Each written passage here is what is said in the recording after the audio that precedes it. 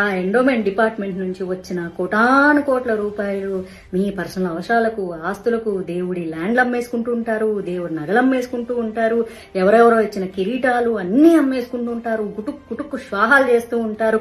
అయ్యి సరిపోనట్టు సిగ్గు లేకుండా దుర్గా నవరాత్రులు వస్తే, వినాయక చవితి వస్తే దీనమ్మ సిగ్గు, శరం, మానం, అభిమానం, రోషం, పౌరుషం లేకుండా ఒక మినిస్టర్, హోమ్ మినిస్టర్ గారు అయ్యుండి కూడా ఏమో మరి మీకు చంద్రబాబు నాయుడు గారు సలహా ఇచ్చారు, మరి దీని మీద పవన్ కళ్యాణ్ గారు పర్వాలేదు మనకు డబ్బులు వస్తున్నాయి మన పోలీస్ డిపార్ట్మెంట్ కి ఈ 10 రోజులు ఎక్స్ట్రా డ్యూటీ చేసినందుకు నెక్స్ట్ మంత్ వచ్చేటటువంటి దసరా పండుగకి, దసరా బోనస్లకి శాలరీల కింద పనికొస్తదేమో, హిందువులొక్కల్లే దానం చేస్తారు అని చెప్పి మరి అనుకున్నారో ఏమో మరి నాకు తెలియదు.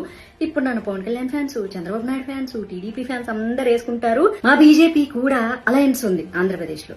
అయినా సరే చెప్తున్నా కదా, దేశం ధర్మం తర్వాతే పార్టీ. మా బీజేపీ ఎప్పుడేం చెప్తుందో తెలుసా, నేషనల్ ఫస్ట్, పార్టీ నెక్స్ట్.